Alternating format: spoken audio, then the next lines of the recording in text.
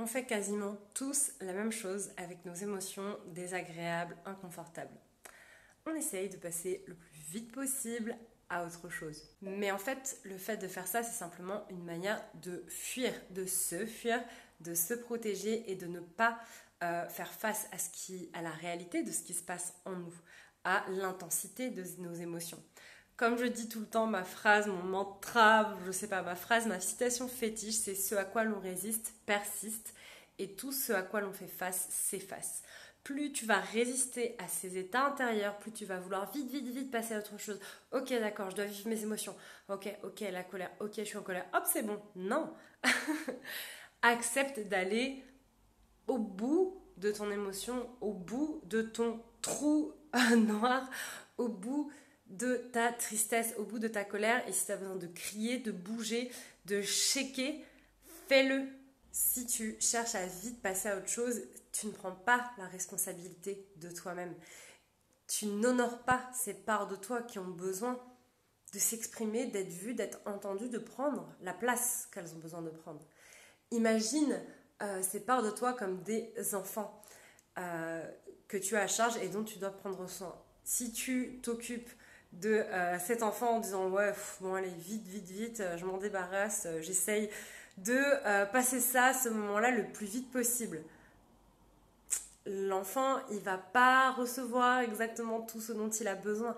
Et ben c'est exactement pareil avec les parts de nous qui demandent à être vues, que ce soit les parts qui ressentent de la colère, de la tristesse, de la frustration, de la déception, toutes ces émotions désagréables, mais qui ont besoin d'être vues, vécues, ressenties et entendues.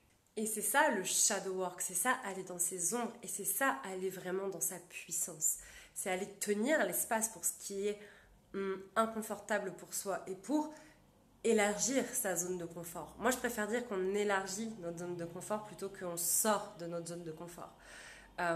Plus tu vas faire ça, plus ce sera facile pour toi, plus tu pourras laisser l'émotion être et tenir l'espace pour cette vibration, pour cette émotion, pour qu'elle puisse simplement te traverser sans que tu sois là à essayer de te fuir ou de réprimer. Quand tu fais ça, tu réprimes ta puissance, tu n'es pas réellement libre parce que tu fuis quelque chose et tu as l'impression que cette chose est là à te courir derrière, tandis que si tu te retournes et que tu y fais face, et tu peux faire ça avec douceur, ça peut être simple, ça peut être joyeux. Le shadow work, c'est pas forcément, c'est pas s'auto-flageller, c'est pas passer des mauvais moments. Au contraire, il n'y a rien de plus jouissif, libérateur et créateur que de enfin enlever ces chaînes, se libérer de ces poids qu'on se traîne et qu'on fuit, mais qui restent toujours là.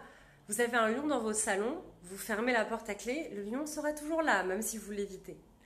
Donc, osons, ramenons la sécurité nécessaire en nous, créons les espaces pour tenir l'espace pour nos émotions.